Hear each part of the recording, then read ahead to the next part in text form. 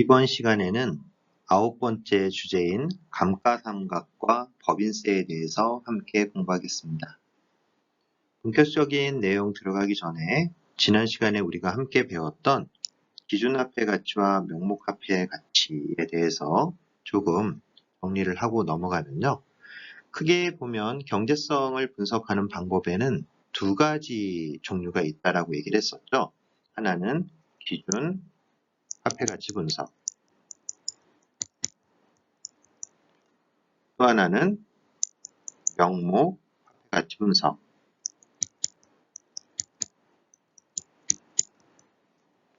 어떤 차이점이 있었냐 하면 사용하는 현금의 흐름의 종류와 그리고 사용하는 이자율이 달랐었죠. 기준화폐 가치 분석에서는 기준화폐 가치를 이용하고 반면에 명목화폐 가치 분석에서는 명목화폐 가치를 이용하죠. 사용되는 이자율에도 차이가 있는데요. 기준화폐 가치 분석에서는 무인플레이션 이자율,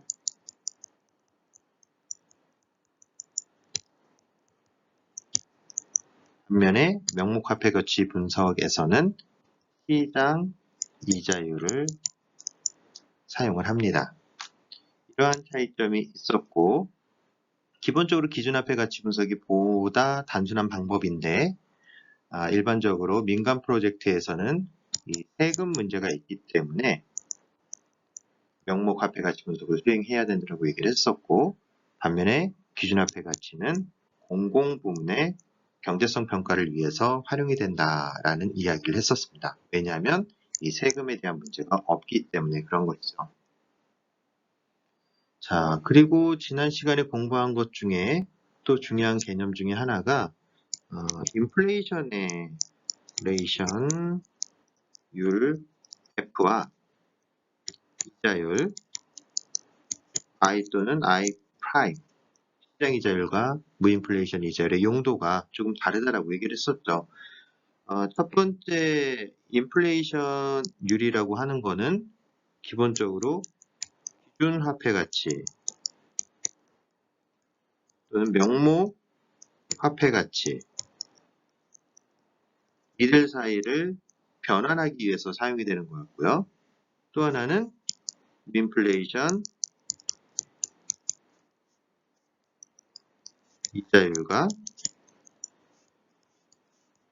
이자율인데 어떤 이자율이냐면 시장 이자율 사이를 왔다 갔다 할 때 사용되는 것이 바로 이 인플레이션율 F의 용도라고 얘기를 했었습니다.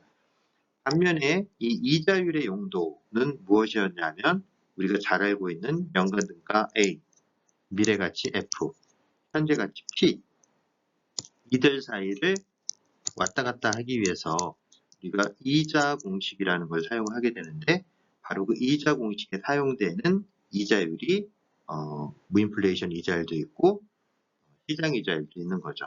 뭐에 따라서 기준화폐 가치 분석을 하느냐 명목화폐 가치 분석을 하느냐.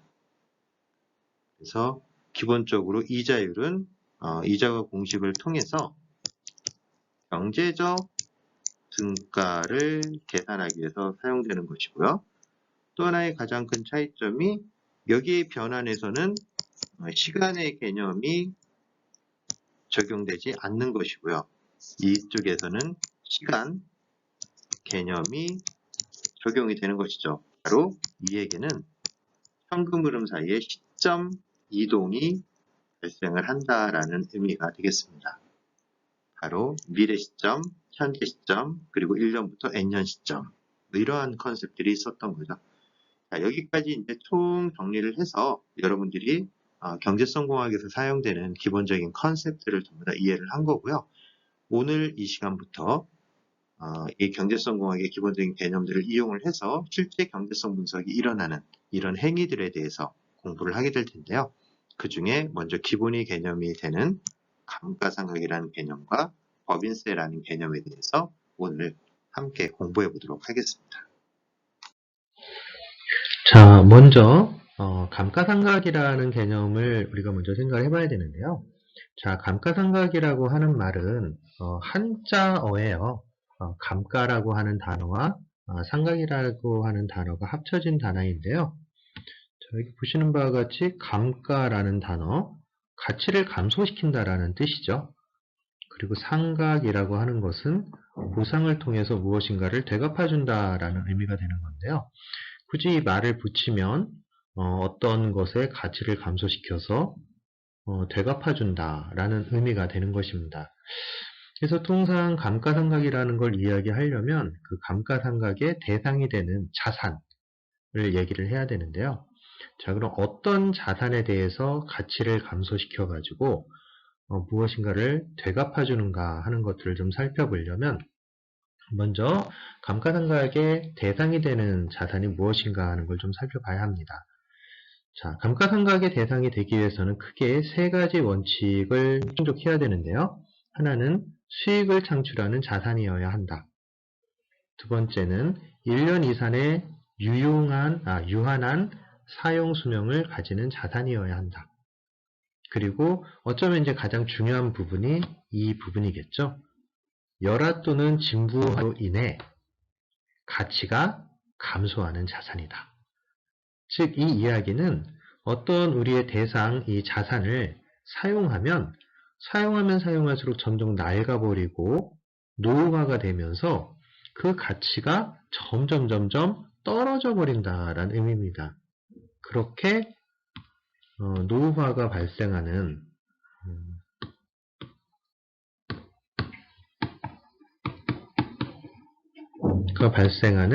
그런 자산을 대상으로 우리가 감가상각, 즉 가치를 감소시킬 수 있다라는 얘기인데요.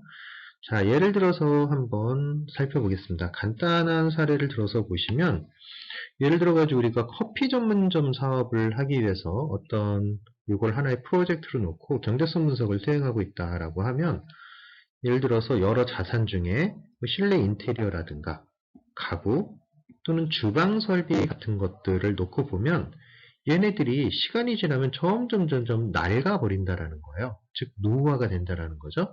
따라서 이러한 자산들은 감가상각의 대상이 될 수 있습니다. 라는 의미이고요. 자, 비슷하게 원룸 사업을 하나 한다라고 해봅시다. 그러면 건물이나 가구나 가전제품 이런 거 사용하면 사용할수록 점점 낡아버리죠. 그렇죠? 따라서 감가상각의 대상이 되죠. 자, 당연히 이 두 개들은 앞서 살펴봤던 수익을 창출하는 데 사용이 되고 그리고 1년 이상의 유한한 사용 수명을 가지니까 위에 두 가지 조건은 자동으로 충족이 된다고 볼 수 있는 겁니다. 그럼 도대체 감가상각, 가치를 감소시켜서 보상하여 갚아준다라는 말의 의미가 무엇이냐? 자, 실질적으로 이 감가상각의 용도, 사용처는 바로 여기 밑에 있는 이 말에 있습니다. 자, 영업 개시 전 프로젝트 초기에 발생했던 투자비를 프로젝트 영업기간 중에 발생하는 연간 비용으로 변환하기 위한 용도이다. 말이 어렵죠? 뒤에 가면 이해되실 겁니다. 그래서 결국 이러한 변환을 통해서 최종적으로 원하는 건 세금을 갖다가 줄이는 방안으로 활용이 될 수 있다는 겁니다. 바로 이 감가상각의 개념이라고 하는 것이. 그래서 이 세금을 줄일 수 있는 방향으로 감가상각을 이용하려고 하다 보니 영업 개시 전에 발생했던 투자비를 프로젝트의 영업기간 내에 연간 비용으로 변환하는 것이 필요했고 바로 그러한 기법이 우리가 이번에 배우고 있는 이 감가상각이라고 하는 놈의 개념이 되는 것입니다. 자, 그렇다면 도대체 영업 개시 전에 프로젝트 초기에 발생했던 투자비를 프로젝트 영업기간 중에 발생하는 연간 비용으로 변환한다는 게 도대체 무슨 의미인지 하는 것들을 좀 짚어나가 보도록 하겠습니다.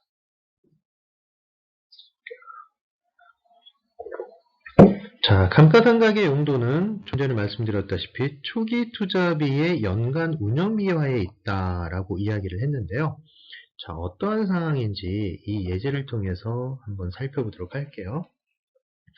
자, 일단 소득세율이 10%라고 되어 있습니다. 이 말의 의미는 우리가 순수익을 예를 들어서 100만 원을 발생을 시키면 그거에 대한 10%, 즉 10만 원을 소득세, 세금으로 국가에 납부를 해야 된다라는 의미가 되겠습니다.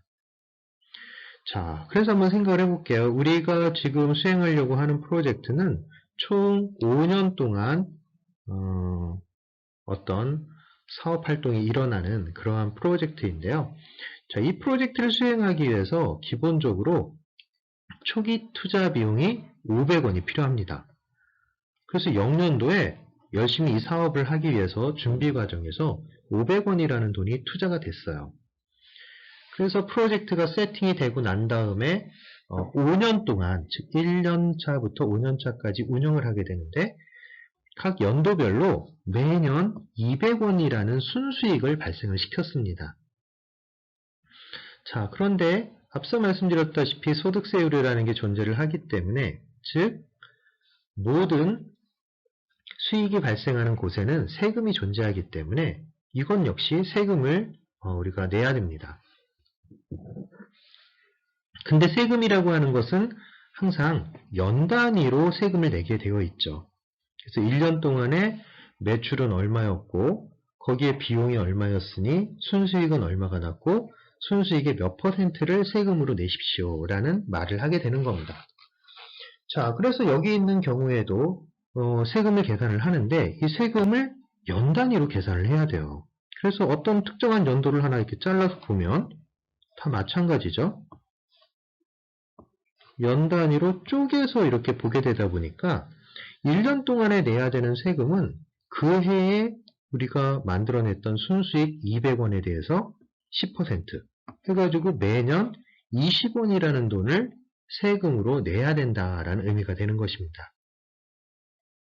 결정적으로 이렇게 되는 이유는 세금은 연 단위로 책정이 되기 때문에.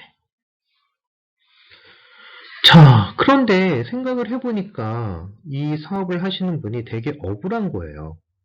왜냐하면 소득세율이 10%라고 하는 거면 내가 순수하게 벌어들인 돈의 10%를 세금을 내는 것이 맞는데 이 프로젝트를 전체를 놓고 보니까 돈의 시간적 가치를 무시하더라도 총 벌어들인 돈은 5년 동안 1000이 되는 거고 초기 투자 500원이 있었으니까 얘를 빼면 사실은 순수익은 500밖에 나지 않은 거고 요거에 대해서 10% 세금을 내라고 하면 50만큼만 내는 게 맞다라고 생각하는 거예요. 그래서 그거를 5년으로 나누면 사실 1년에 10만큼만 내면 되는데 지금 과도하게 세금을 내고 있다고 보는 거죠.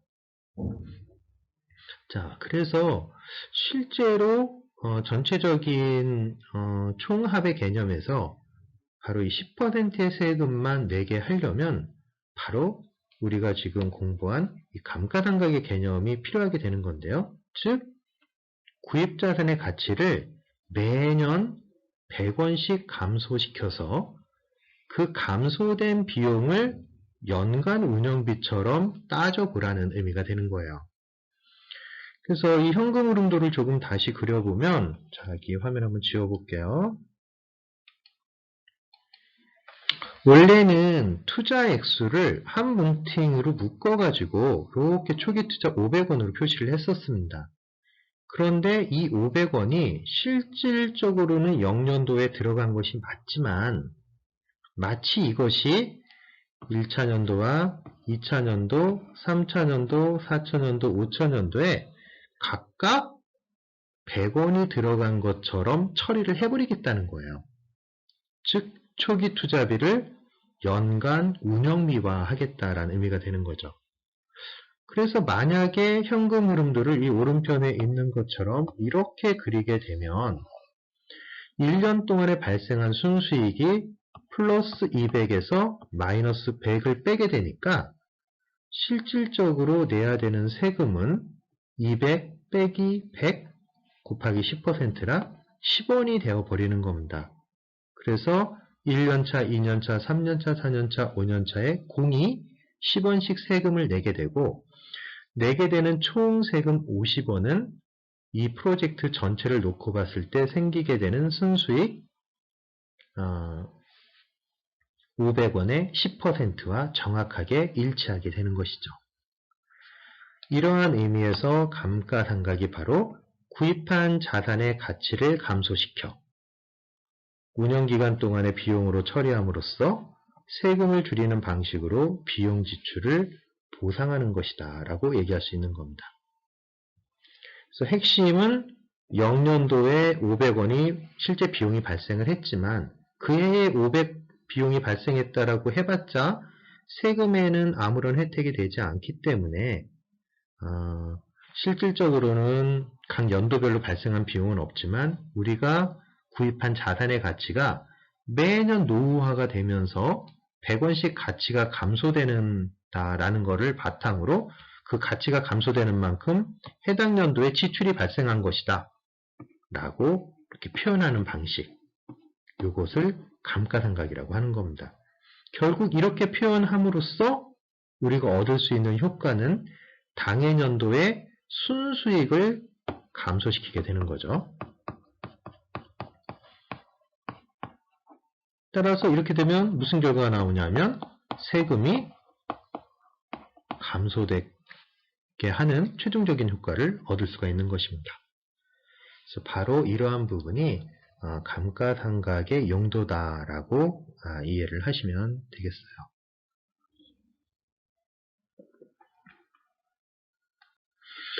자, 좀 더 쉽게 말하면 뭐 그런 겁니다. 우리가 예를 들어서 100만원짜리 자동차를 하나 사서 내가 이거를 5년 동안 사업을 했다. 무슨 택배 사업을 했다.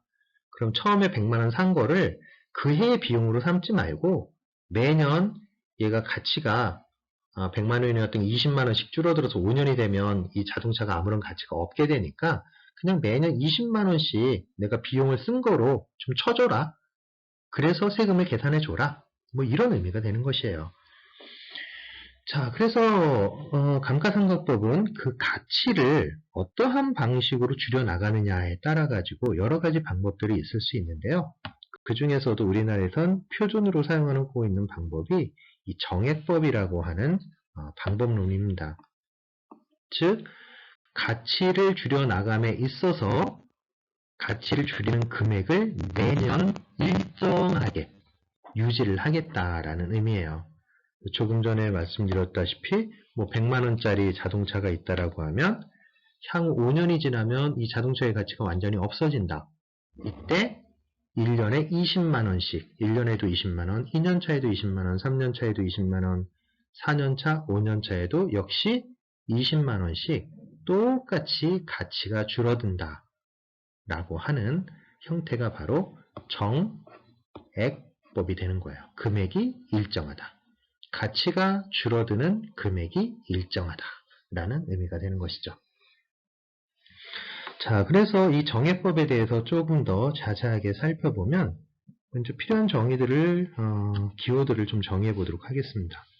자, I라는 건 취득가를 나타내는데요. 영어로 investment라는 단어에 I자를 따왔습니다. 자, 두 번째 S는 잔존 가치를 뜻하는데요. 영어의 salvage라는 단어에서 S를 따왔어요. 그리고 감가상각 기간 혹은 이 자산의 내용 연수, 뭐 좀 더 쉽게 얘기를 하면 그 자산의 수명 같은 개념인 거죠.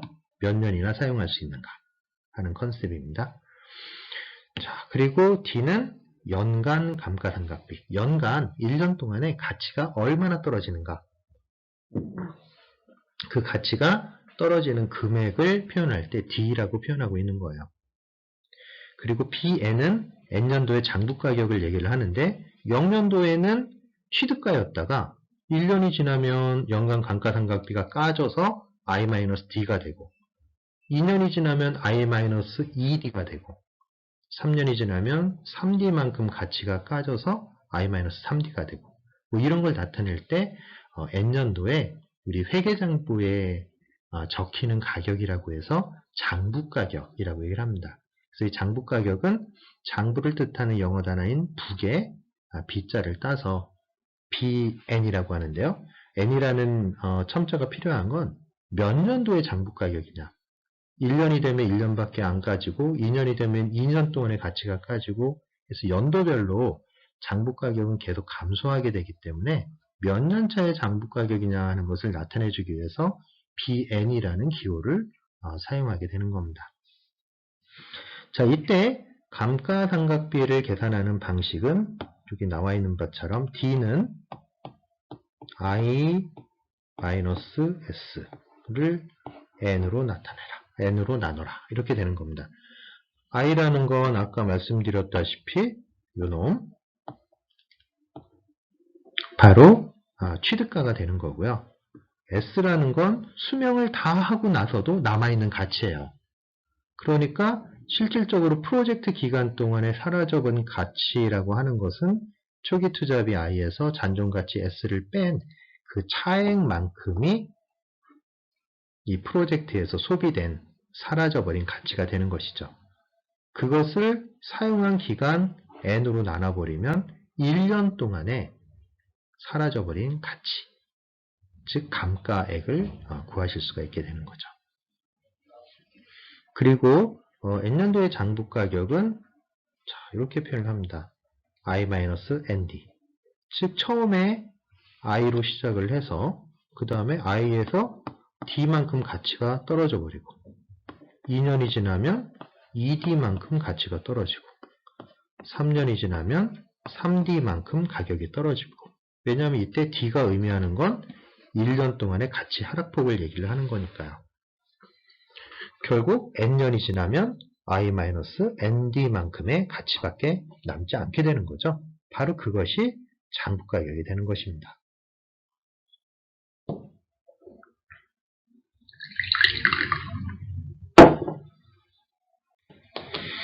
자, 예제를 한번 보겠습니다.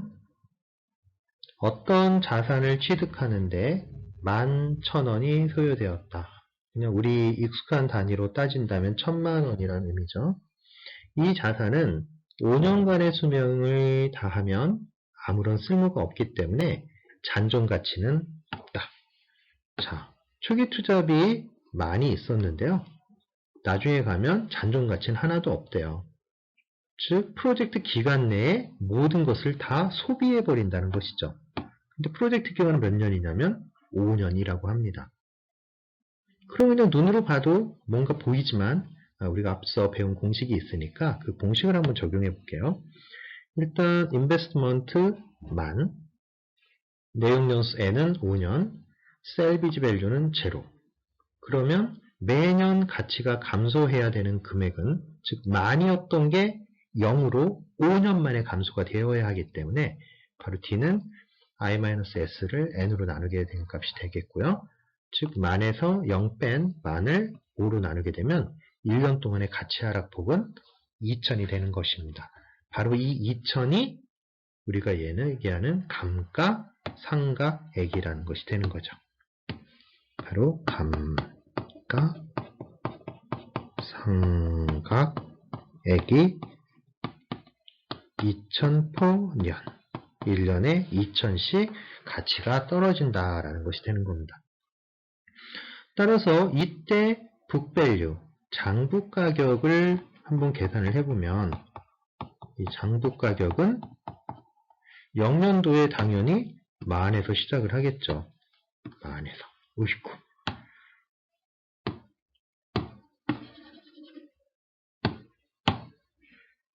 바로 만에서 시작을 할 겁니다. 왜냐하면 0년도에는 취득가 자체가 가치가 되는 것이니까요.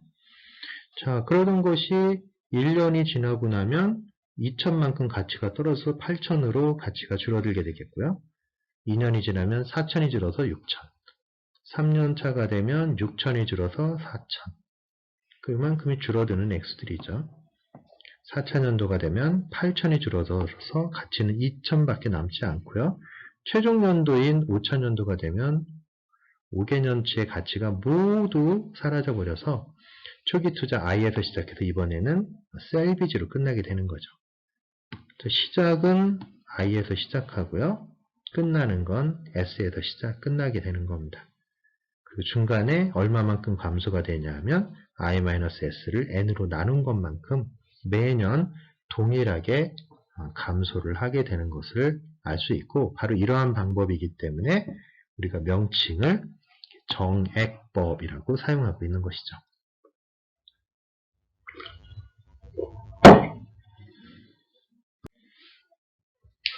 자, 조금 전에 예제를 그림으로 한번 표현을 해보면, 자, 바로 여기가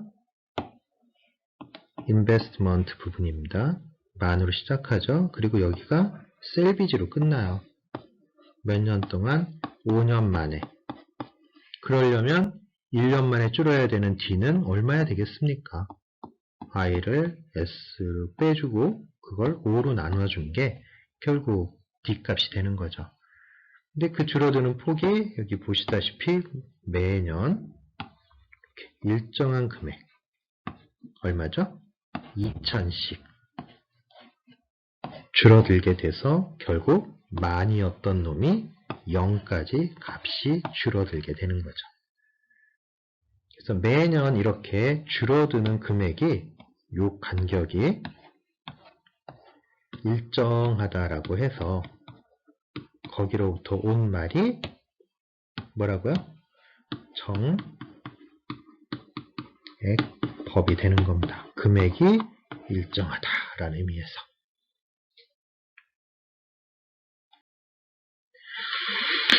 자, 감가상각에 대한 얘기는 이렇게 하고요. 이제 세금에 대한 얘기를 좀 해볼 텐데요. 일단 세금에 대한 이야기를 하려면 먼저 과세표준이라고 하는 것을 잡아내야 됩니다. 이 과세표준이라고 하는 것은 통상 세율하고 곱해져서 세금을 결정하는 기준 액수가 되는 것을 과세표준이라고 하는데요. 이 과세표준은 바로 우리가 1년 동안에 벌어들인 매출액에서 그 매출액을 벌어들이기 위해서 사용했던 비용을 빼주면 우리가 원하는 과세표준을 얻어낼 수가 있습니다. 자, 이러한 과세표준은 어떻게 정의가 되느냐? 매출액은 상품이나 서비스를 제공해서 얻은 수입이 되는 거고요. 자, 이때 비용이라고 하는 것은 매출원가, 운영비, 감가상각 이런 걸로 구성이 되는데요. 예를 들면 매출원가라고 하면 직원들 월급 주는 노무비나 원자재비, 장비비 같은 것들이 포함되고요. 운영비용으로는 임대료나 전기세나 수도세 같은 것들. 그리고 감가상각은 아까 살펴봤다시피 초기에 투자됐던 초기 투자비.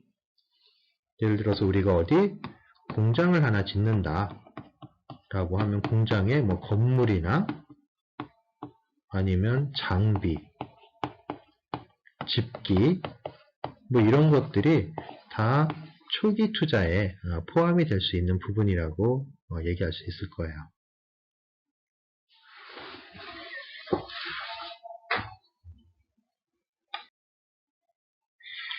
자, 우리나라의 소득세율에 대해서 좀 소개를 해드리면요. 2019년의 국내 소득세율 가장 최신의 데이터죠. 소득세는 우리가 법인 사업자로 신고를 했느냐 아니면 개인 사업자로 신고를 했느냐에 따라서 소득세를 물리는 기준이 달라지는데요. 우리가 법인 사업자에게 물리는 소득세를 법인세라고 부르고요. 반면에 개인 사업자에게 매기는 세금을 종합소득세라고 얘기를 합니다. 그래서 여러분들 같은 경우에도 다 월급쟁이이기 때문에 월급쟁이들은 다 개인 사업자로 포함이 돼서 이 종합소득세율에 의해 가지고 세금이 계산이 되게 됩니다. 그래서 여러분들이 개인 사업자라면 세금의 테이블이 1200만원 이하부터 5억원 초과까지 단계를 구분을 해서 해당되는 영역의 금액에 대해서 6%부터 최대 42%까지의 세금이 부과가 되고 있습니다. 그래서 이때 세금을 계산하는 방법은 가장 아랫단계 같은 경우에는 0.06 곱하기 과세표준, 그 다음에는 72만원 곱하기 0.15에 1200만원 초과분 이렇게 되는데, 이때 이 72만원이 계산되는 거는 뭐냐면 1200만원 초과에 4600만원 이하니까 여기는 지금 1200만원 초과분에 대해서만 세금 계산하고 있잖아요. 이거는 결국 1200만원에 대한 세금이라는 거예요. 그럼 1200만원에 대해서는 세금이 얼마가 물리냐면 6% 세율이 물려지기 때문에 1200 곱하기 6% 하면 이게 72만원이란 뜻입니다. 이런 방식으로 지금 582, 1590, 3760 이런 것들이 다 계산이 되는 거예요. 그래서 개인사업자의 경우에는 이렇게 세금이 좀 복잡하게 매겨지고요.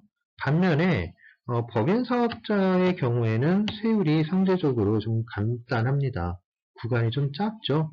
2억 원 이하, 200억 이하, 3천억 이하, 3천억 초과해서 10%, 20%, 22%, 25%까지 4단계의 세율을 구분해서 세금을 매기고 있고요.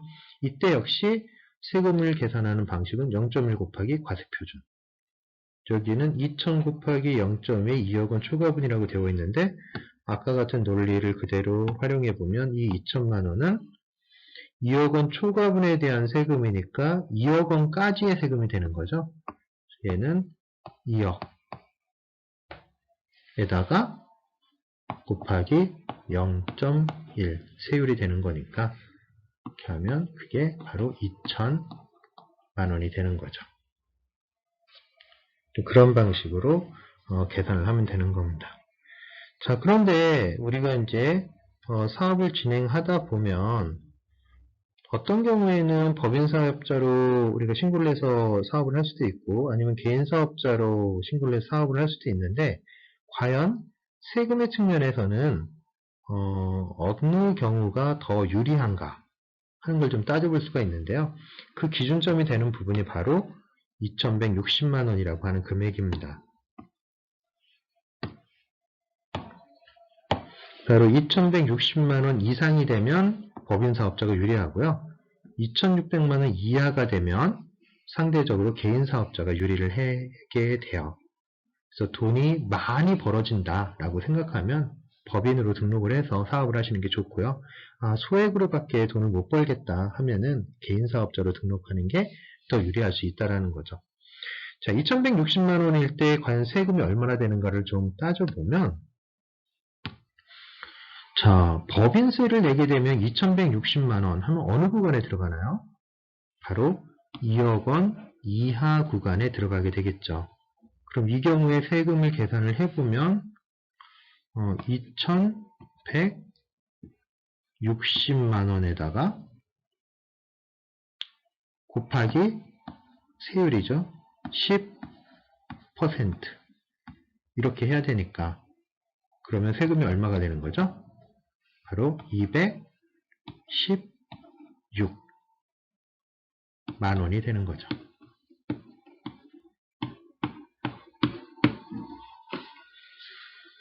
자, 반면에 종합소득세를 해야 된다, 내야 된다 하면은 2,160만 원이면 바로 여기 있는 이 구간에 포함이 되게 되겠네요. 그러면 2,160만 원을 얘를 두 개로 쪼개야 돼요. 얼마? 1,200하고 또 하나는 1,200만 원에서 초과하는 금액. 그러니까 얼마인가요? 1,200만 원에서 초과하는 게 960만 원인가요? 960만 원. 펜이 왜 이렇게 나오나요? 자, 다시 한번 써볼게요. 1,200만 원하고 960만 원하고 이렇게 두 가지로 보기가 싫네요, 이거.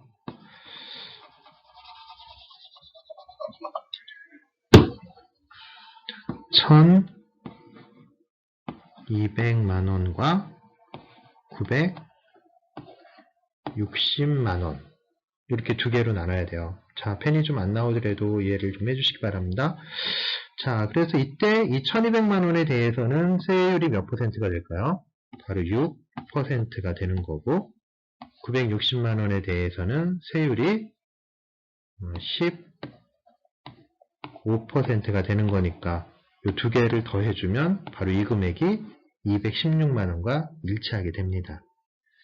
따라서 2,116만 원이 법인세와 종합소득세의 유분리를 따져주는 어떤 그런 브레이크 이븐 포인트가 될 수 있는 것입니다. 자, 그럼 예제를 통해서 세금 한번 계산해 볼게요. 자, 예를 들어서 어떤 회사가 매출액을 5억 원을 올렸어요. 근데 이때 매출원가가 1억이 들었고 운영비가 5천만 원, 감가상각비 5천만 원에서 총 비용이 2억 정도가 들은 겁니다. 따라서 이때 감가상각까지를 다 고려해서 매출액에서 비용을 빼버리면 이 과세표준이라는 게 나오게 되는데요. 자, 이 과세표준은 어떻게 구한다 그랬죠? 바로 이 매출액에서 비용을 감해주면 되는 겁니다. 자, 그래서 여기 있는 매출액이 오고 비용 부분이 이쪽으로 이렇게 온 거예요.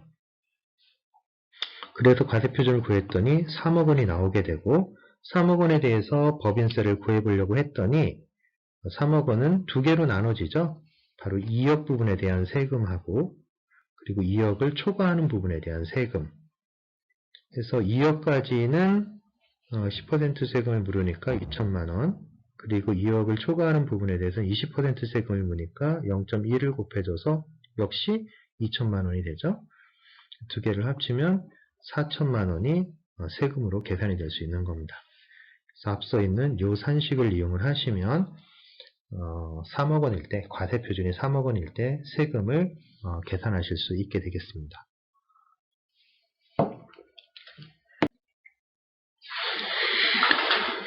자, 근데 똑같은 케이스에 대해서 이번에는 법인사업자가 아니라 개인사업자의 경우 종합소득세를 한번 뽑아보면요. 매출액이 5억이고요. 원가 다 똑같이 나옵니다. 그래서 비용이 총 보시는 바와 같이 220,000이 나와요. 자, 그러면 이때 과세표준을 계산을 해보면 역시 5천에서 2만을 빼주면 되는 거니까 이 부분이죠.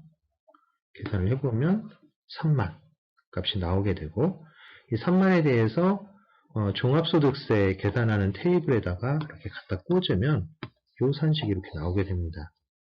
즉 3,760만원 더하기 0.38에 즉 1억 5천만원 초과분에 대해서는 38%의 세율이 적용된다라는 거죠. 이렇게 해서 계산을 해보면 내야 되는 세금이 총 9,640만원 이렇게 계산이 돼서 나옵니다. 그러니까 법인세로 했을 때는 딸랑 우리가 한 4천만원 정도만 지불을 하면 됐었는데 세금으로 지금 개인사업자로 가니까 무려 세금이 9,460만원까지 증가하게 돼요. 따라서 이렇게 매출액이 크게 나와서 과세표준이 크게 나온다라면 개인사업자의 종합소득세보다는 법인사업자의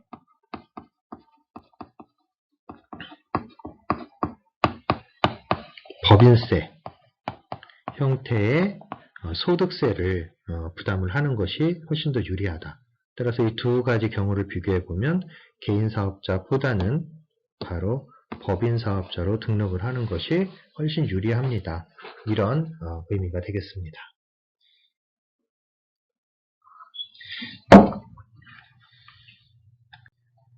자, 다음의 경우는 좀 특별한 경우인데요. 우리가 이제 어떤 프로젝트를 진행을 하다 보면 그 프로젝트에 대한 투자 원금을 모두 다 우리 자기 자본으로 마련할 수 없기 때문에 때에 따라서는 차입금, 즉 외부로부터의 대출을 통해서 자금을 마련을 해가지고 프로젝트를 진행을 하는 경우가 비일비재합니다.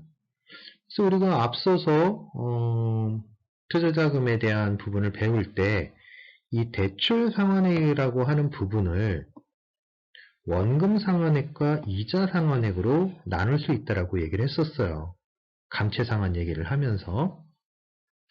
그래서 매년 또는 매달 우리가 상환하는 대출 상환액은 일정하지만 사실 그 내부를 뜯어보면 일부는 원금을 상환하고 있는 것이고 또 다른 일부는 이자 부분을 갚고 있는 거라고 얘기를 했었어요. 그래서 시간이 지나면 지날수록 우리가 이 원금 상환액이라고 하는 것은 점점 커지게 되고 반면에 시간이 지나면 지날수록 이자 상환액에 해당하는 부분은 점점 감소한다라고 얘기를 했었어요. 자, 그걸 나누는 테이블을 우리가 공부를 한 적이 있었는데, 그때 왜 도대체 이렇게 힘들게 대출 상환액을 원금 부분과 이자 부분으로 구분을 했느냐. 바로 오늘 이 부분을 활용하기 위해서 그런 공부를 했던 겁니다. 자, 이때 요 이자 상환액에 대한 부분은 아주 특별한 의미가 있는데요. 영업활동의 비용으로 계상을 할 수가 있습니다. 회계상. 이 비용으로 계상을 할 수 있다는 건 이자 상환액을 세금을 제할 수 있는 혜택을 받을 수 있는 종목으로 인정을 받을 수 있다는 거예요. 따라서 이 경우에는 이자 상환액에 해당하는 만큼 비용으로 인정을 받아서 과세표준에서 차감을 하게 됩니다. 과세표준에서 차감을 하게 된다라는 말의 의미는 결국 세금이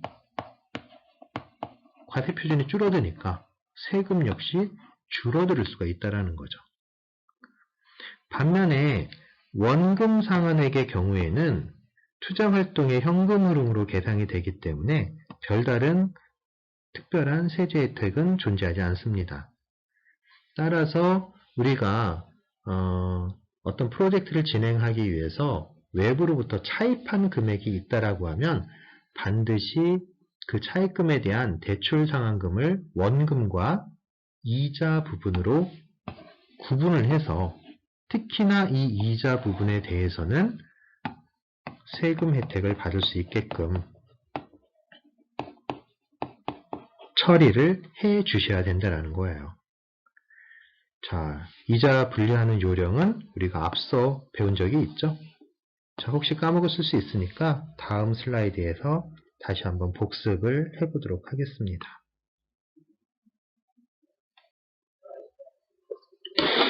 자, 예제 볼게요. 자, 5천만 원을 대출을 받았어요. 연이자율 10%로.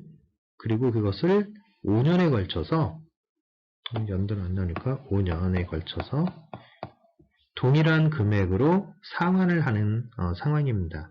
이때 연간 상환액을 계산해 보면 원금, 자, 우리 이자 공식을 굳이 적용한다면 P를 알고 있을 때 A를 구하는 이자 공식을 사용을 하시면 되는 거죠. 대출 원금을 알고 있을 때 AP 10%의 5년 이용해서 매년 갚아 나가야 되는 금액 1319만 원을 구해내시면 됩니다. 자, 이것을 매년 상환하는 동일한 금액의 대출 상환액이라고 하고요. 그 부분을 이자 상환액과 원금 상환액으로 나타내기 위한, 분리하기 위한 테이블이 아래 표입니다. 시작은 누적현금으로부터 시작을 하죠. 바로 여기부터 시작을 하게 되는 겁니다. 5천. 자, 5천이 1로 가죠. 그래서 내야 될 이자 500을 계산하고 상환한 액수에서 이자 상환액을 빼면 원금 상환액이 만들어지고 그 원금 상환액을 전년도의 누적현금 흐름으로부터 빼버리면 다음 연도에 누적현금 흐름이 나오게 됩니다. 즉 은행에 돈을 꺼와서 아직 갚지 않은 금액이 1년이 지나고 나면 4,181만 원으로 줄어든다는 거예요. 자, 다시 이거에 10% 이자, 원금 상환액, 그리고 대출 잔액. 2000년도가 되면 빚이 3,280으로 줄고요. 당연히 이자가 328로 줄겠죠. 원금 상환액은 커집니다.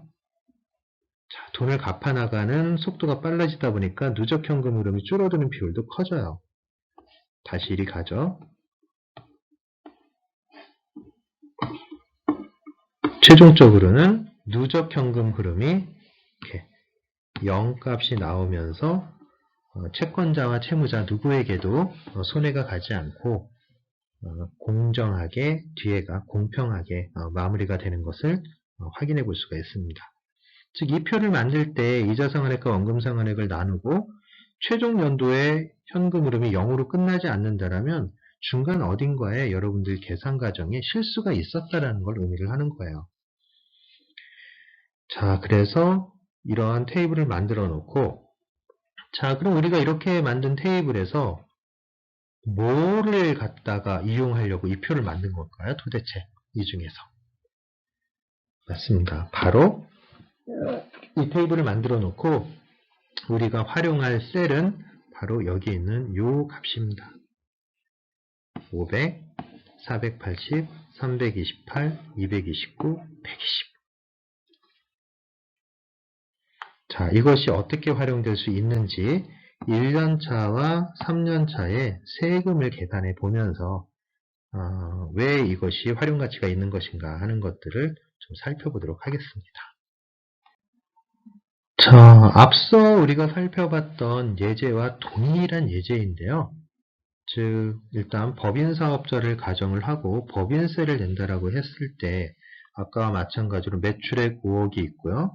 그리고 비용으로 2억 정도가 소비되고 있는 것이죠.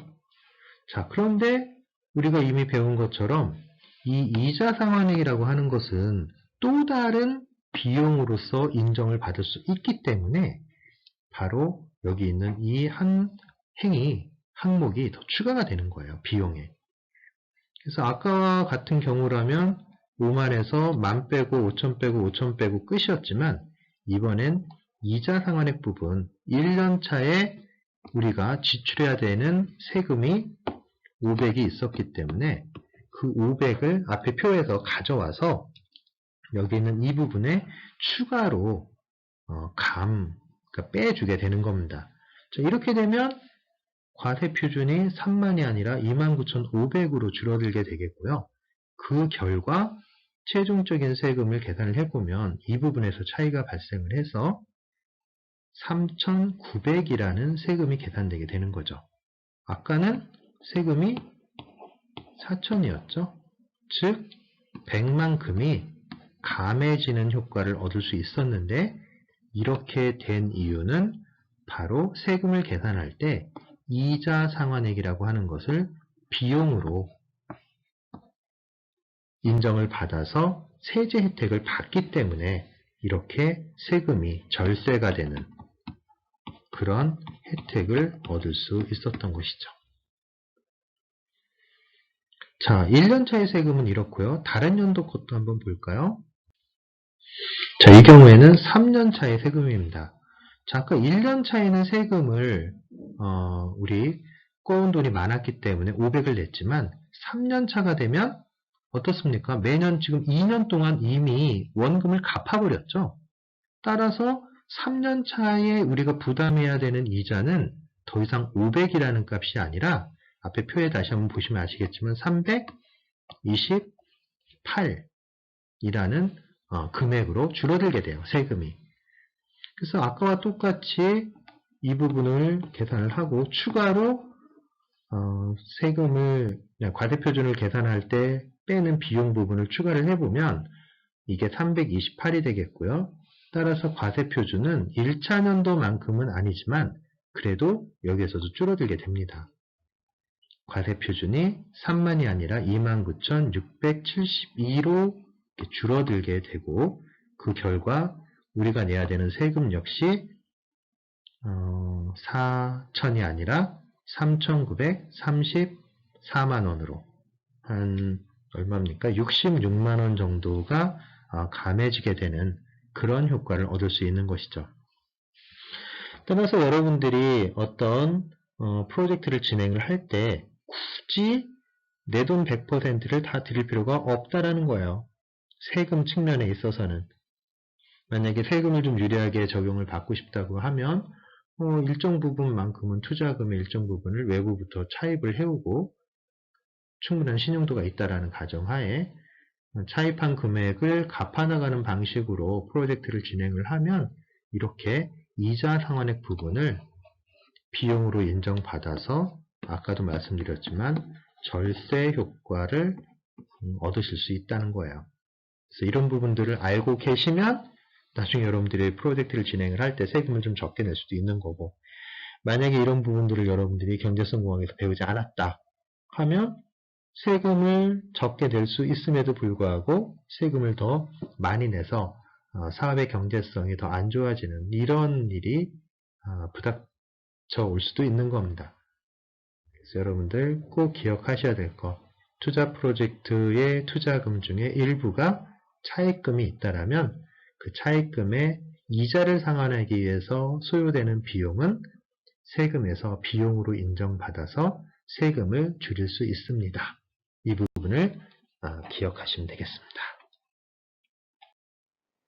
자, 이번 시간에는 특정 투자 프로젝트에 대해서 현금의 유입과 유출이 어떠한 방식으로 발생하게 되는가 하는 현금 흐름을 만드는 과정에 대해서 공부를 할 텐데요. 자, 그 전에 앞서 지난 시간에 이 현금 흐름을 밝히기 위해서 기초가 되는 개념을 두 가지를 배웠죠. 하나가 감가상각과 하나는 법인세였는데요. 이 두 가지의 컨셉에 대해서 먼저 복습을 하고 이번 시간 공부를 시작하도록 하겠습니다. 먼저 감가상각이라는 개념이 있었는데요. 우리가 감가상각이라고 하는 개념은 결국 경제성 분석에서는 초기 투자비를 연간 운영비로 변환하는 그런 용도로 활용하는 것이라고 이야기를 했었죠. 그리고 이러한 감가상각에는 여러 가지 방법이 있는데 우리가 배웠던 건 그 중에서 정액법이라고 해서 매년 자산의 가치를 일정한 금액만큼 감소시키는 그런 방법을 활용을 했었습니다. 자, 이 정액법을 사용했을 때 매년 가치가 줄어드는, 즉 감가상각비는 얼마가 될 수 있냐면 바로 이 공식을 이용할 수 있겠죠. D는 N분의 I-S. 감가상각비 D라고 하는 것은 이 장비를 감가상각하는 기간분의 초기 투자비에서 뭘 빼는 거죠? 바로 잔존 가치를 빼주는 거죠. 그래서 프로젝트가 시작할 때의 가치에서 프로젝트가 끝날 때의 가치를 빼준 다음에 그만큼 가치가 줄어드는 거니까 그 줄어드는 것을 기간으로 나눠주면 매년 감소되는 자산의 가치를 나타낼 수 있게 되는 것이고 바로 그것이 감가상각비라는 용어로 활용이 되고요. 그것을 우리 현금 흐름에서는 매년 발생하는 운영비처럼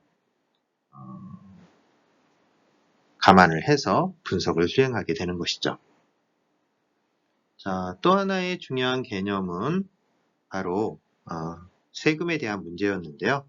자, 세금을 계산하는 방법은 먼저 세금을 계산하기 위해서 과세 표준이라는 걸 먼저 정의를 했었죠. 그래서 과세 표준이라고 하는 것은 보통 매출액에서 비용이 되는 부분을 빼는 건데요. 이 비용에는 크게 어떤 것들이 있을 수 있냐고 했냐면 매출원가, 운영비, 감가상각 위에서 배웠던 거죠. 그런 것들이 비용으로 될 수 있고 자, 조금 더 나가서는 우리가 어떤 걸 배웠냐 하면 원금 상환액과 이자 상환액으로 대출 상환액을 나눈다라고 했을 때 이 비용 원래 세 가지만 있었는데 플러스 하나가 더 될 수 있다 그랬죠. 바로 그게 이자 상환액. 즉 대출을 받고 대출을 상환해 나갈 때 원금 상환분 말고 우리가 이자에 대한 상환분은 비용으로 따져져서 결국 세금을 줄이는 절세 효과를 얻을 수 있다. 뭐 이런 얘기들을 했었습니다. 자, 이러한 두 가지의 개념, 바로 감가상각과 세금의 개념을 바탕으로 특정한 프로젝트에서 어떠한 현금 흐름이 발생할 수 있는지 하는 것들을 오늘 자세하게 살펴보도록 하겠습니다. 자, 프로젝트 분석을 위한 현금 흐름 요소라고 되어 있는데요. 자, 어떤 프로젝트든 그 프로젝트를 진행하기 위해서는 특정한 유형의 현금 흐름들이 발생을 하게 되는데요. 그 현금 흐름을 몇 가지 그 구분 기준을 가지고 한번 나눠본 겁니다. 자, 만약에 현금 흐름을 우리가 생애 주기 단계로 좀 나누어서 비교를 해본다고 하면 사업을 준비하는 단계, 그리고 실제 준비가 끝나고 사업을 운영하는 단계, 그리고 사업을 종료하는 단계. 크게 3개의 생애주기 단계로 나누어서 현금 흐름을 비교를 할 수 있는데요. 이때 각 생애주기별로 현금이 유출되기도 하고 현금이 유입되기도 할 텐데 그 유입과 유출을 나누어 가지고 비교를 해볼 수 있다는 겁니다. 자, 그래서 첫 번째 준비 단계에서 현금이 유출되는 것부터 한번 보면 초기 투자비와 운전 자본이라는 게 있을 수 있는데, 자, 이 부분은 우리가 경제성 공학 첫 시간에도 한번 살펴본 적이 있었어요. 자, 초기 투자비와 운전 자본 모두 특정한 프로젝트를 진행하기 위해서 필요한 투자를 하는 부분인데요. 그 초기 투자 자금에 해당하는 부분이죠. 그런데 이 투자 자금이 사용되는 용처에 따라서 초기 투자비와 운전 자본으로 구분이 되는데, 그 초기 투자금이 만약에 고정자산을 구입하는 데 사용이 됐다 하면 초기 투자비라고 불러요. 예를 들어서 뭐 건물을 짓거나 장비를 구매하거나 뭐 이런 데 들어갔다라고 하면, 반면에 유동자산을 구입하는 데 소요가 되었다 하면 운전 자본이라고 하는데요. 예를 들어서 뭐 보증금을 지불을 한다든가, 아니면 뭐 옷가게를 하려고 하는데 옷가게에 처음에 옷을 한번 채우는 데 들어가는 비용이라든가, 뭐 이런 것들은 전부 다 유동자산으로 잡히게 되고, 뭐 완벽하게 이게 고정자산이다, 유동자산이다 이렇게 구분을 할 수 있는 기준이 있는 것은 아니지만, 그 성격상 이 자산을 쉽게 처분할 수 있어서 현금으로 마련할 수 있다, 현금으로 변환이 가능하다 하면 고정자산이 아니라 유동자산이라고 부르고요. 자산을 마련을 했는데 이 자산을 쉽게 현금으로 바꿀 수가 없다, 한번 이 자산을 마련하면 꽤 오랫동안 이 같은 형태로 유지가 되어야 한다, 그러면 상대적으로 고정자산의 성격이 강한 겁니다. 그래서 우리가 사업 준비를 하기 위해서 초기 투자를 할 때 고정자산을 마련하기 위해서 돈을 투자를 했다 하면 우리가 초기 투자비라고 이름을 짓는 거고요. 만약에 유동자산을 구매하는데, 구입하는데 돈이 들어갔다 하면 운전자본으로 이름을 부르겠다라는 얘기예요. 둘 다 초기 투자, 큰 의미로 봤을 땐 초기 투자비라고 볼 수 있는 거죠. 자, 그래서 이제 프로젝트를 진행을 하려면 그렇게 초기 투자비가 들어가게 되는데, 문제는 그 돈 전체를 우리가 자기 자본으로 마련할 수 없는 경우들이 있죠. 그때는 은행으로부터 대출을 받게 되는데, 그때 유입되는 금액을 대출금이라고 부릅니다. 초기 투자 및 운전자본 조달을 위해, 즉 여기 있는 이것들을 마련하기 위해서, 표시가 잘못됐네요.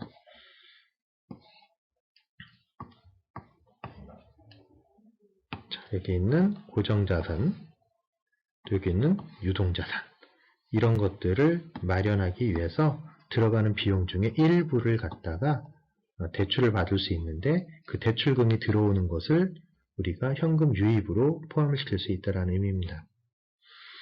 자, 프로젝트가 이렇게 준비 단계를 마치고 나면 다음에 이제 운영 단계로 넘어가게 되는데요.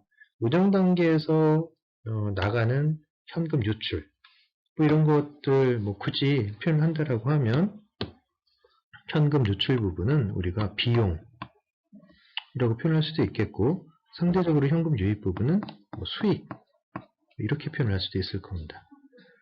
자, 사업이 진행되는 동안에 현금 유출 부분을 한번 살펴보면 대표적인 것들이 운영 및 유지 보수비, 프로젝트의 운영을 위해 일상적으로 소요되는 비용, 자, 운영비라고 하죠. 반면에 시간이 경과됨에 따라 저하되는 성능을 초기 수준으로 되돌리기 위해 소요되는 비용, 유지보수비라고 표현을 합니다. 이 두 가지가 들어가게 되고요. 자, 처음에 대출을 받을 땐 좋지만 대출을 상환해야 되죠. 그 대출을 상환하는 데 소요되는 비용, 그리고 일정 정도 수익이 발생을 하면 그 수익에 대한 세금을 지출해야 되는데, 그 세금 부분 역시 현금의 유출로서 회계장부에 잡히게 되는 겁니다. 자, 이러한 현금의 유출을 대가로 해서 현금이 유입되기도 하는데요. 바로 그 부분이 매출액 부분이죠. 프로젝트 운영을 통해 발생하는 수익들을 의미를 합니다. 자, 프로젝트 폐기 단계가 되면 이제 잔존가치와 운전자본 회수라는 게 발생하게 되는데요. 자, 잔존가치라는 건 고정자산을 처분해서 발생하는 수익을 의미하고요. 반면에 운전자본 회수는 유동자산을 처분해서 발생하는 수익을 의미를 합니다. 자, 그러니까 굳이 매치를 한다고 하면 초기 투자에서 들어갔던 돈을 일부 되돌려받을 수 있다고 하면 그게 잔존가치예요. 반면에 운전자본으로 들어갔던 것들을 일부 되돌려받을 수 있다고 하면 그게 운전자본 회수가 되는 거죠. 서로 쌍이 되는 겁니다.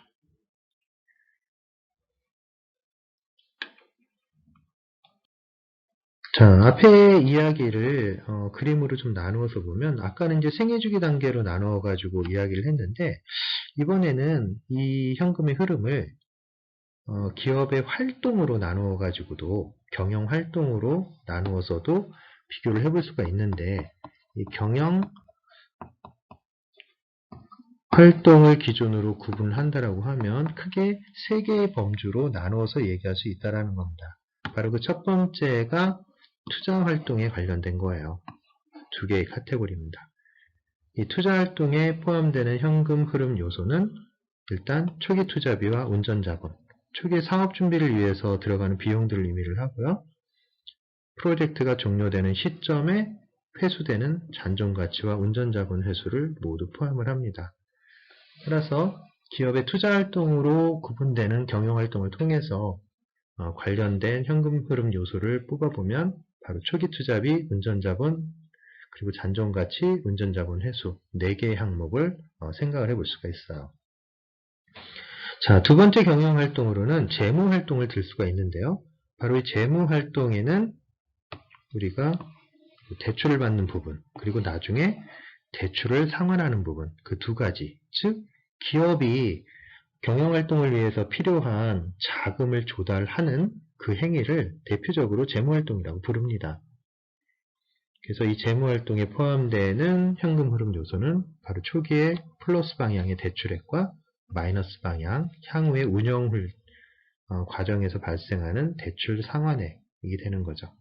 여기 지금 플러스 마이너스 표시가 되어 있는데 플러스는 현금의 유입을 의미하는 거고 마이너스로 표시된 건 현금의 유출을 의미를 하는 겁니다. 그래서 여러분들 익히 다 잘 알고 있다시피 이 현금 흐름들이라는 건 가운데 축은 시간축을 의미를 하고 위로 가면 현금의 유입을 의미를 하고 반면에 아래쪽 화살표가 그려지면 현금의 유출을 나타나는 약속이 되어 있는 거죠. 자, 마지막 세 번째 기업의 경영활동은 바로 영업활동이라고 하는 부분입니다. 그리고 여기 있는 이 부분에 관련된 건데요. 자, 영업활동과 관련된 현금 흐름 요소는 플러스 방향, 현금의 유입은 매출액이에요. 반면에 마이너스 방향, 현금의 유출 방향으로 나와 있는 것은 운영이나 유지 보수비, 그리고 세금과 같은 것들이죠. 그리고 이러한 모든 그 비용 항목들이 모두 합쳐져서 어떤 특정한 프로젝트의 생애주기에 대한, 즉 준비, 운영, 폐기 단계에 대한 어떤 비용의 발생 또는 수익의 발생 같은 현금 흐름이 완성이 되게 되는 겁니다. 그래서 우리가 어떤 특정한 프로젝트를 분석을 한다라는 건 이러한 범주 내에 있는 여러 현금 유입 항목과 유출 항목을 세세하게 조사를 해서 그 값을 결정을 하고 그 값에 따라서 현금의 유출과 유입을 비교해서 경제성이 있는가 없는가를 앞서 말씀드린 6가지의 경제성 분석 방법을 통해서 분석하는 행위가 되는 겁니다. 하지만 그런 6가지 경제성 분석 방법을 적용을 하려면 그 이전에 이와 같은 현금 흐름도가 완벽하게 완성이 되어 있지 않다면 분석이 불가능한 것이죠. 그래서 경제성 분석을 위한 선제적인 준비 작업이 바로 이 현금 흐름 요소를 모두 다 정의하는 것이다라고 볼 수 있는 것입니다.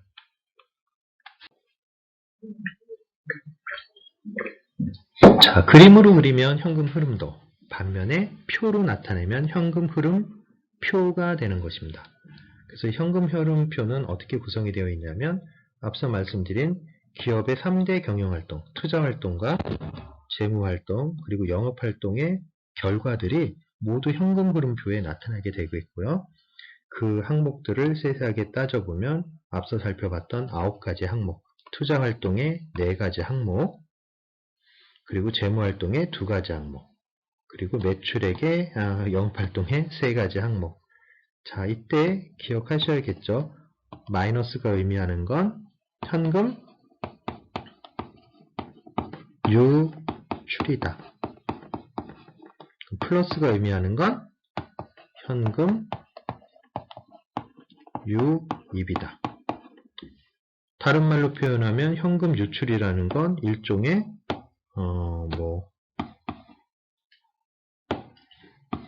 비용 항목 같은 걸로 해석을 하시면 되는 거고요.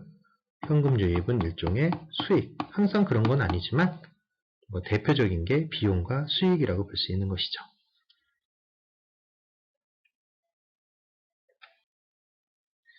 자, 그래서 우리가 이제 현금 흐름도 또는 현금 흐름표를 작성할 수 있는 단계까지 왔는데요.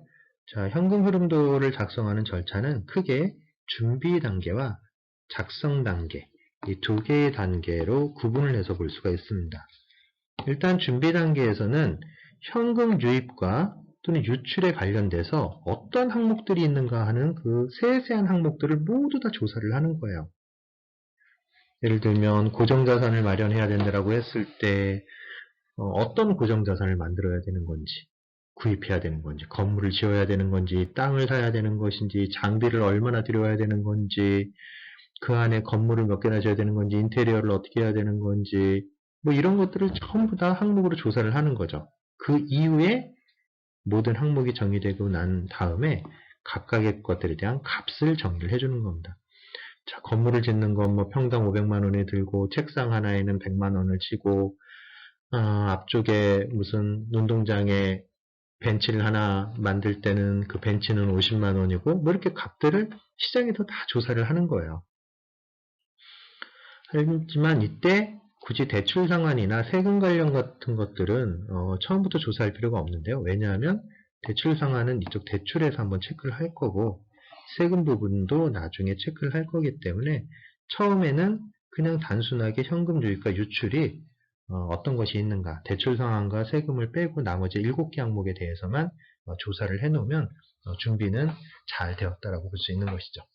그리고 각종 비율들을 조사를 해야 되는데요. 예를 들면 대출과 관련된 대출이율이 몇 %로 가능한가, 인플레이션율은 얼마나 되는가, 또는 법인세나 아니면 종합소득세 같은 소득세율은 얼마나 되는가, 이런 것들을 사전에 좀 조사를 해야지만 작성 단계로 넘어갈 수 있다는 겁니다.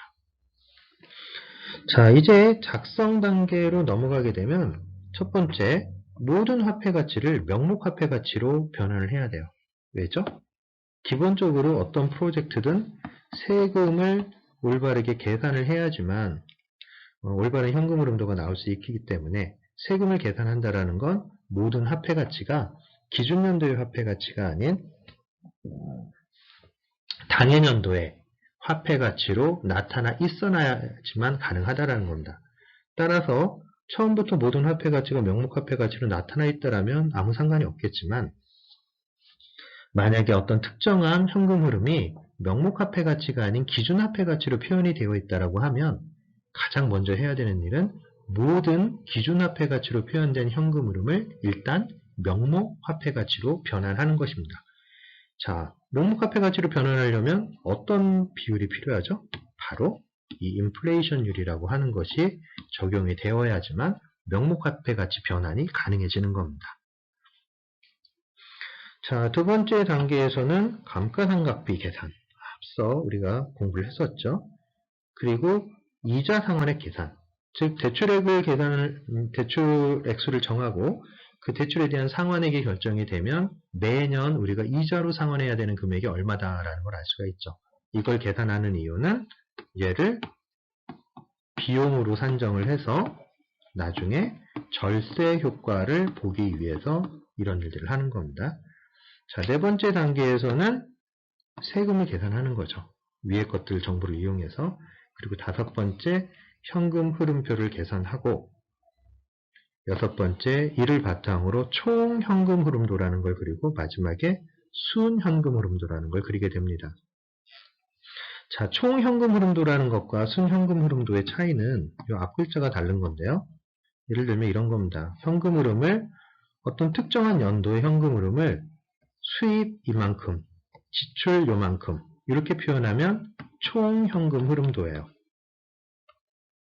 반면에 이걸 이렇게 그리지 않고 어떤 특정한 연도의 현금 흐름을 플러스 마이너스 상쇄시켜서 자 여기 마이너스 요만큼 있고 플러스로 요만큼이 있으니까 여기에서 이 마이너스로 나온 것만큼 요만큼을 까버리면 위쪽으로 그냥 요만큼만 그리면 되네. 네트로. 이럴 때 위아래를 상쇄시키고 더 큰 쪽에 나머지 부분만 표현하는 방식이 순현금 흐름도입니다. 상대적으로 총현금 흐름도를 이용을 하든 순현금 흐름도를 이용을 하든 현금 흐름의 계산이 가능하지만 이 경우에는 계산이 조금 많이 복잡해질 테고 상대적으로 순현금 흐름도를 이용하면 계산이 좀 쉬워지기 때문에 최종적으로 우리가 경제성 분석을 위해서 사용하는 현금 흐름도는 이 7번째 단계에 나와 있는 순현금 흐름도가 될 수 있는 겁니다. 그래서 현금 흐름도를 작성하는 것의 최종 아웃풋은 바로 이 순현금 흐름도가 되는 것이죠.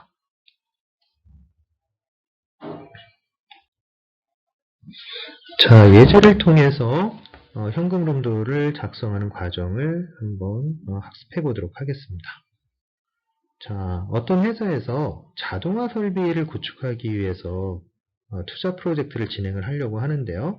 자, 이때 현금 흐름도가 어떻게 작성되는지 하는 것들을 먼저 보겠습니다. 자, 분석을 위해서 기초 자료를 조사를 했는데요. 자, 먼저 영업활동과 관련된 자료들을 조사를 했어요. 그런데 여기 보니까 영업활동은 기준화폐 가치로 조사가 되어 있다고 하네요. 잘 기억하셔야겠죠? 그래서 연간 매출액은 매년 얼마니까 100만, 1000만, 1억 원 정도 균일하고요. 운영 및 유지 보수비로 들어가는 비용은 매년 4천만 원 정도인데 그 내역을 보면 임금이 2천만 원, 원자재가 1200만 원, 간접비가 800만 원 정도 해서 이 세 개를 합치면 한 4천만 원 정도가 된다는 거죠. 그래서 영업활동은 기준화폐 가치로 표현이 되어 있다라는 것 유념하시고요. 그 다음에 투자활동에 대한 정보도 수집을 했습니다. 근데 이놈은 명목화폐 가치로 표현이 되어 있다고 하네요.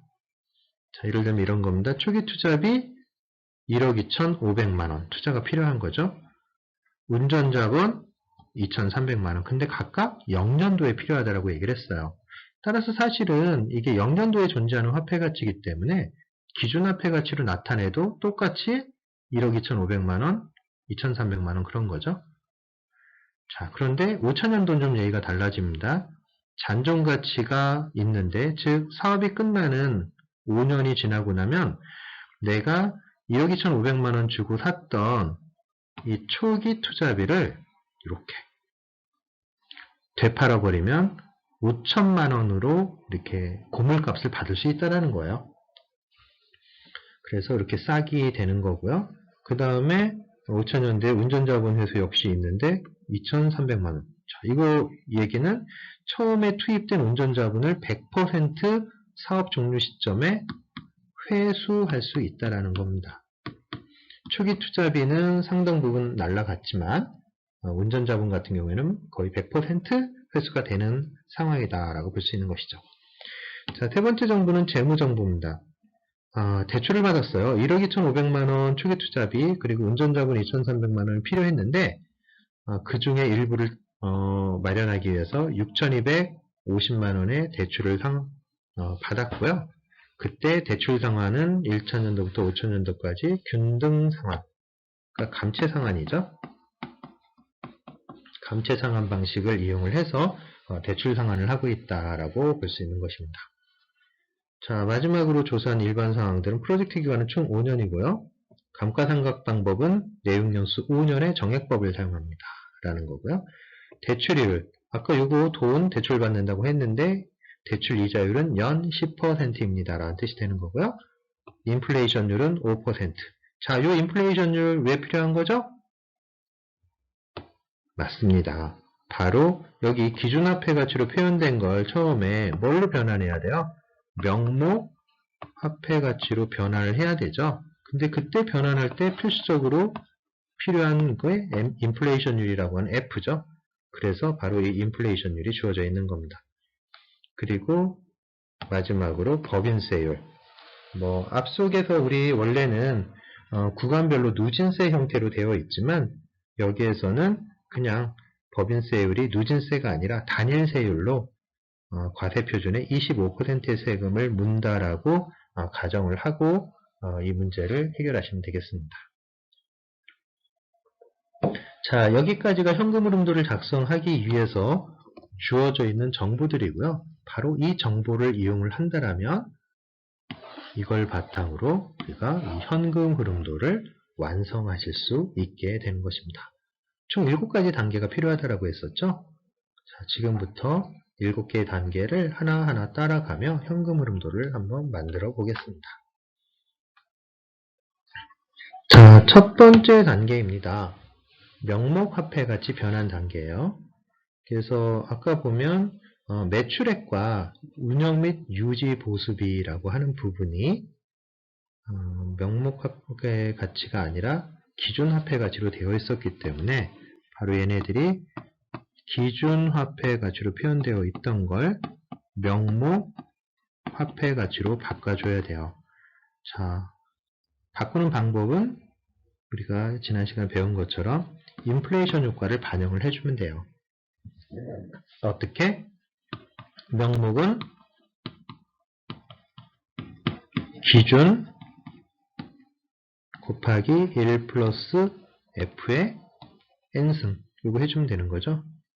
그래서 예를 들어 가지고 여기 있는 3년차의 매출액을 뽑아봐라. 근데 원래 매출액은 1100000이었잖아요. 기준화폐 가치로 표현하면. 근데 이거로 그대로 하는 것이 아니라 여기다 곱하기 뭘 하면 된다고요? 1 플러스 인플레이션율 0.05 여기 있죠. 자, 인플레이션율 1 플러스 0.05에 몇 년? 3년 차에 있으니까 인플레이션이 한 번, 두 번, 세 번 발생하게 되는 거니까 곱하기 3승.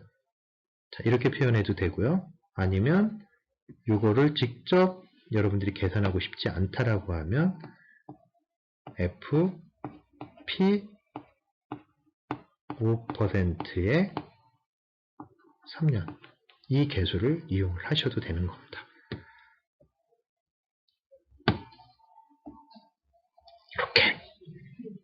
그래서 모든 기준화폐 가치로 표현된 것들을 명목화폐 가치로 바꿔주는 단계. 즉 여기에서는 그 두 가지가 여기 있는 매출액과 운영 및 유지 보수비였기 때문에 이 두 가지를 기준화폐 가치에서 명목화폐 가치로 변환하는 첫 단계를 수행을 한 것입니다. 자, 두 번째 단계에서는 감가상각비를 계산을 해야 되는데요.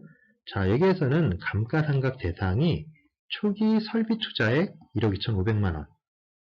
근데 이게 프로젝트 기간이 끝나고 나면 5년이 지나면 잔존가치로 5천만 남는다라고 했어요. 자, 이 얘기는 결국 프로젝트 중간에 얼마만큼의 돈이 사라진다는 거예요. 7만 5천 만큼이 프로젝트 중간에 사라져 버리는 거죠. 몇 년 동안? 5년 동안. 그러면 이게 1, 2, 5 아니군요. 이게 뭔 소리입니까? 5로 나누면 15000이라는 게 되죠. 바로 이게 우리가 정액법에서 얘기하는 요 감가상각비예요. 자, 절차를 따라가 보면 자, 감가상각 방법은 정액법이고 내용연수 5년이라고 했으니까 연간 감가상각비를 구하는 방식은 I-S 나누기 N. I는 12만 5천이고요. S는 5만. 그걸 N으로 나타내주면 5로 나눠주는 게 되는 거고요. 최종적으로 우리가 얻는 값은 연간 15000,000원, 즉 1,500만원만큼을 감가상각을 시켜주면 됩니다. 이 얘기는 매년 우리가 1억 2,500만원 주고 샀던 설비의 가치가 매년 1,500만원씩 줄어듭니다. 그래서 결국 5년이 지나고 나면 가치가 5천밖에 남지 않게 되는 거고 그 5천만 원을 나중에 감가상각비 잔존가치로서 되돌려받게 되는 겁니다. 그런 의미가 되는 거죠. 그래서 매년 가치를 1,500만 원씩 줄여서 1억 2,500만 원짜리를 5천만 원짜리로 만들어내면 되고, 이때 줄어든 매년의 가치 15,000, 즉 1,500만 원은 그 해에 뭐로 쓰여요? 운영비처럼 카운트가 돼서, 즉 비용으로 카운트가 돼서 무슨 효과를 낸다고요? 세금을 줄이는, 즉 비용이 늘어나니까 세금이 줄어드는, 과세표준이 줄어들어서 그런 효과를 만들어낼 수 있다는 걸 알 수가 있는 거죠. 이게 두 번째 감가상각비에 계산하는 방식입니다.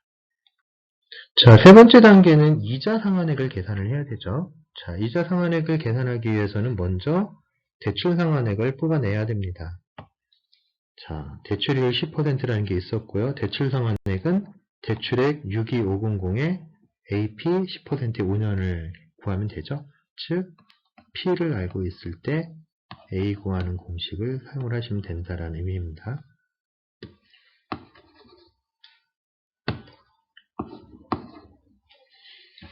자, 이렇게 해서 계산을 해보면 매년 우리가 상환해야 되는 금액은 총 16,487,000원, 즉 1,600만 원 정도가 되는 거죠. 그래서 이 금액을 뭐와 뭘로? 이자와 원금으로 나누기 위해서 이러한 표를 그리게 되는 겁니다. 그래서 맨 먼저 할 일은 대출 상환액 부분을 채우는 거죠. 여기 있는 이 정보로부터 오케이. 똑같이 채우는 겁니다. 그리고 여기 있는 대출 원금을 여기로 채우는 거죠. 자, 이 다음에 어떤 시퀀스를 가져가면 되죠? 얘의 10%, 여기에서 이걸 빼가지고 원금 상환액을 구하고, 이 원금 상환액을 전년도의 대출 잔액으로부터 빼서 다음 연도의 대출 잔액을 구하면 되는 겁니다. 시퀀스를 나타내면 이렇게 구해지는 거죠. 다시 이렇게. 그래서 표를 최종적으로 그리면 뭘로 끝난다고요? 항상 0으로 끝나게 되는 거죠. 그러면 이 표가 결점 없이 완벽하게 만들어졌다라고 얘기할 수 있는 것이고요. 자, 이렇게 된 정보에서 우리가 향후에 활용하게 될 거는 바로 여기 있는 이자 상환액이라고 불리는 이 행을 여러분들이 끌어다가 활용을 하시게 되는 겁니다. 이 놈들이죠. 자, 이놈들을 나중에 과세표준을 계산할 때 비용으로 상정을 해서 과세표준을 줄이는 그런 역할들로 활용하기 위해서 우리가 이 작업을 지금 진행을 한 거죠. 이 부분 때문에. 자, 다음 단계로 넘어가 보죠. 자, 네 번째 단계입니다. 세금을 계산하는 단계인데요. 세금을 계산하기 위한 방법은 과세표준을 먼저 구해야 돼요. 과세표준은 매출액에서 운영 및 유지 부수를 빼고 감가상각비를 빼고 이자 상환액을 빼주시면 돼요. 다음에 세금은 과세표준에다가 앞에서 얘기한 법인세율 25%를 곱해서 구해주시면 되는 겁니다. 자, 그러기 위해서는 아래와 같은 이런 표를 하나 작성을 하셔야 되는데요. 자, 일단 이 표를 어떻게 채우느냐? 첫 번째, 매출액. 어떻게 채우면 되죠? 앞쪽에 매출액 정보 있었죠?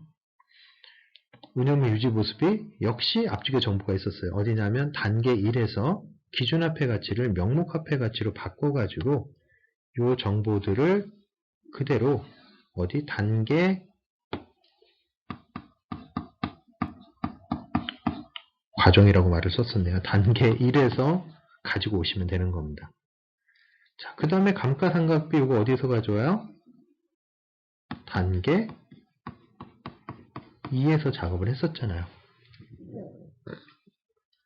자, 이자상환액 바로 앞에서 했어요. 어디? 단계 3에서. 그래서 거기서 작업한 내용들을 다 그냥 가지고 온 겁니다. 자, 그러면 이번 네 번째 단계 과정 4에서 작업한 내용은 뭐냐면 과세표준 구한 거예요. 그리고 세금 구한 거예요.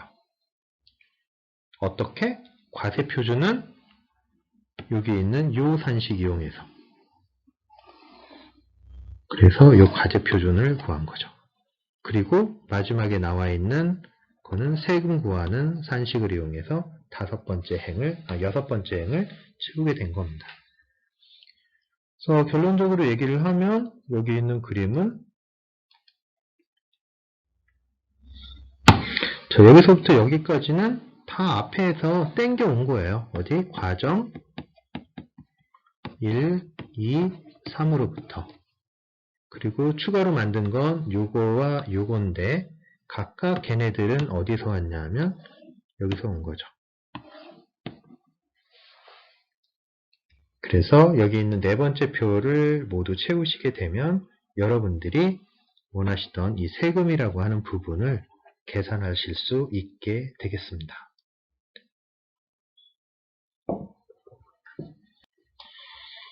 자, 다섯 번째 단계는 이제 지금까지의 정보를 바탕으로 현금 흐름표를 계산을 하는 건데요. 이 현금 흐름표는 크게 영업활동, 투자활동, 재무활동 이 세 개의 파트로 구별을 해가지고 그림을 그리게 됩니다. 여기가 한 모듈, 여기가 한 모듈, 여기가 한 모듈 이렇게 되고 뒤에 합계를 나타내는 부분이 포함되어 있어요. 자, 그런데 여기 있는 현금 흐름표를 계산을 할 때 여러분들이 까먹지 말고 꼭 기억하셔야 되는 중요한 부분이 있는데요. 바로 그 부분이 현금 유입은 양수로, 현금 유출은 음수로, 즉 플러스와 마이너스 기호를 정확하게 표시를 해줘야 된다는 겁니다. 기호를. 플러스가 되는 거는 현금의 유입, 마이너스가 되는 건 현금의 유출. 왜냐하면 이거의 제목이 현금 흐름표잖아요. 현금이 들락날락거린 걸 표현하는 표예요. 그런데 현금이 들어온 건지 나가는 건지를 표시하지 않는다라면 의미가 없어지는 거죠.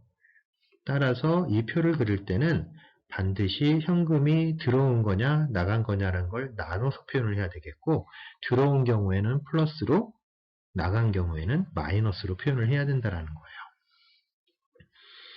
자, 그래서 먼저 영업활동부터 표현을 해보면 매출액 들어온 거죠. 그 플러스로 이렇게 표시했어요. 연도별로. 앞에서 가져온 겁니다. 운영 및 유지 보수비, 이건 나간 거네? 나간 거로 표시합니다. 세금 빠져나간 거죠. 그래서 마이너스로 표시합니다. 자, 얘네들 어디서 각각 가져온 거냐면 1번 단계에서 그리고 세금은 4번 단계에서 가져온 거죠. 자, 그 다음에 넣은 건 초기 투자비 나갔죠? 마이너스. 잔존가치 들어왔죠? 플러스. 운전자본 나가서 마이너스. 들어와서 운전자본의 수 플러스. 그래서 처음에 투자활동에 있는 4개의 비용 항목을 들어온 거는 플러스로 나간 건 마이너스로. 초기 투자비와 운전자본은 0년도에 빠져나간 것이고 잔존가치와 운전자본의 수는 5년도에 들어온 것이기 때문에 플러스로 표시를 하게 된 거죠. 자, 그 다음에 재무활동에서는 0년도에 들어온 거, 대출을 받아서 돈이 62500이 들어왔죠. 그 현금 유입으로 플러스로 표시가 되고 이후에 돈이 빠져나간 건 매년 16,487씩 일정한 금액이 대출 상환액으로 1차년도부터 5차년도까지 빠져나갔으니까 마이너스로 표시하게 되는 겁니다. 자, 여기 있는 것들이 완성이 되고 나면 그 다음에 할 일은 합계를 내줘야 돼요. 합계. 자, 어떻게 내주시냐면 총 현금 유입액, 총 현금 유출액 계산하시면 됩니다. 현금 유입액은 플러스만 구한 거예요. 그리고 현금 유출액은 마이너스끼리만 합산을 한 겁니다. 그래서 0년도에 놓고 보면 플러스는 이거죠. 그러니까 이거 합산한 거예요. 그리고 마이너스는 얘가 있으니까 두 개 합산해서 여기다 적은 겁니다. 자, 1차 년도에는 플러스 얘 하나밖에 없네요. 이렇게 적고 마이너스는 얘랑 세 개의 현금 유출이 있으니까 이렇게 세 개를 모두 더해서 구해준 겁니다. 2차 년도, 3차 년도, 4차 년도 모두 동일하고요. 5차 년도가 되면 현금 유입이 좀 많네요. 이 세 개가 어디냐면 얘랑 얘. 세 개가 모두 현금 유입이기 때문에 세 개를 합산해서 표현을 해준 거고요.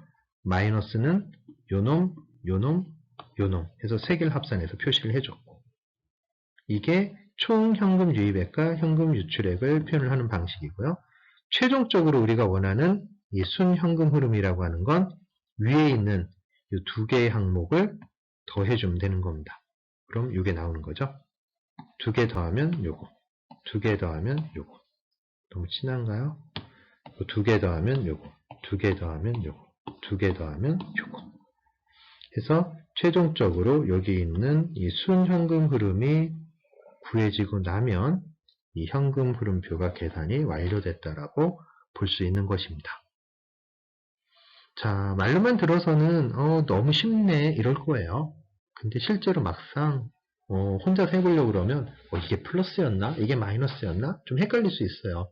따라서 반드시 여러분들 연습을 해봐야 됩니다. 자, 이렇게 현금 흐름표가 완성이 되면 그거를 갖다가 그림으로 바꿔주시면 되는 겁니다. 그림으로 바꿔주면 그게 바로 현금 흐름 도가 돼버리는 거죠. 그래서 이 현금 흐름도라고 하는 건 시간축을 이렇게 가로로 놓고 시간축이 되는 거죠. 각 항목별로 연도별로 이렇게 플러스 마이너스가 얼마나 발생했는지를 화살표를 이용을 해서 표현한 그림. 각 연도별로 현금의 유입과 현금의 유출이 모두 표현되어 있기 때문에 우리가 총 현금 흐름도라고 부르는 겁니다. 그런데 앞서도 말씀드렸다시피 굳이 순수한 현금의 흐름만 좀 나타내면 이렇게 양방향의 표시가 다 필요가 없는 거죠. 예를 들면 무슨 의미냐? 첫 번째 0년도를 놓고 보면 플러스로는 요만큼이고 마이너스가 이만큼이니까 얘는 플러스는 표시하지 않고 마이너스로만 요만하게 표현해도 된다라는 거예요. 반면에 5000년도를 보면 마이너스로 요만큼이 있고 플러스로 이만큼이 있으니까 이걸 플러스 마이너스 상쇄시켜서 표현을 하면 얘를 표현할 필요 없이 플러스 방향으로만 요만큼 빼고 요만한 화살표로 표시하면 된다라는 겁니다. 그래서 굳이 표현을 하면 뭐 이런 식으로만 남게 된다는 거죠. 최종적으로는 화살표가 0년도에는 마이너스로 되어 있고 나머지 연도에는 모두 다 플러스로 표현되는 이러한 순현금 흐름도가 그려질 수 있는 거고요. 이 결과가 다음 슬라이드입니다.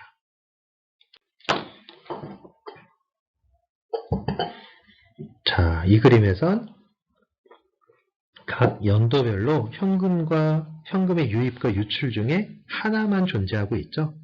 이렇게 하나씩만 나타나고 있습니다.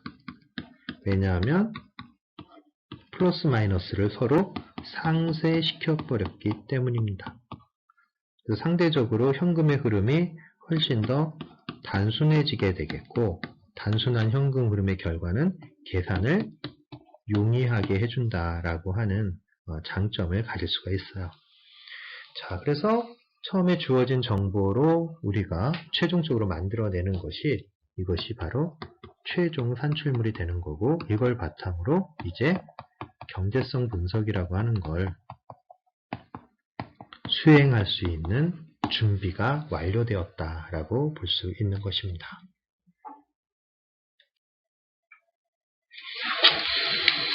자, 눈으로만 하면 내게 될 수가 없죠. 따라서 여러분들 연습을 좀 해봐야 되는데요. 자, 건설 BOT 프로젝트의 현금 흐름도를 작성하는 연습을 한번 해보겠습니다.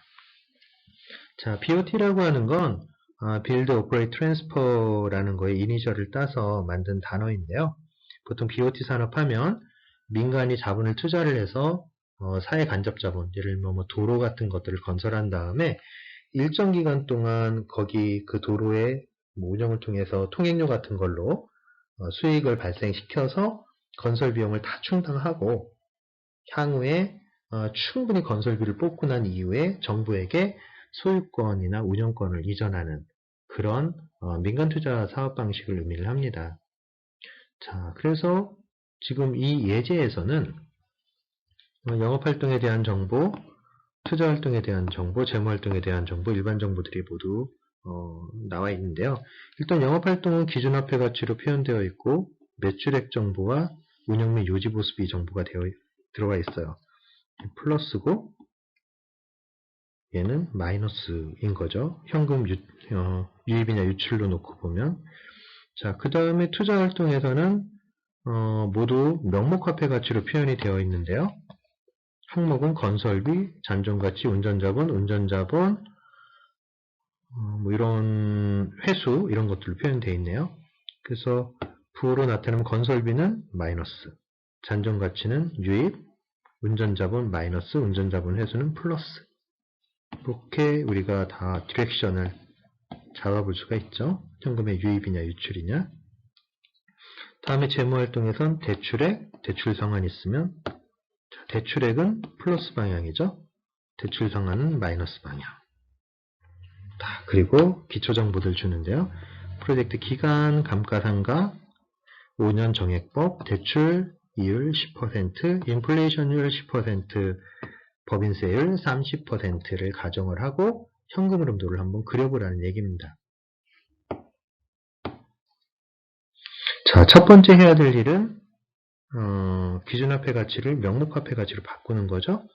앞에 있었던 기준화폐 가치로 나타내 있던 매출액과 운영 및 유지 보수비를 여기 있는 요산식을 이용을 해서 명목화폐 가치로 모두 다 전환을 해주시면 첫 번째 단계가 완성이 되는 거고요. 자, 두 번째 단계에서는 감가상각비 계산하는 거죠. 자, 이를 위해서는 요 정보, 산식을 이해를 하시면 되겠고, 이 산식을 계산하기 위한 i와 s와 n을 특정 지으면 되겠습니다.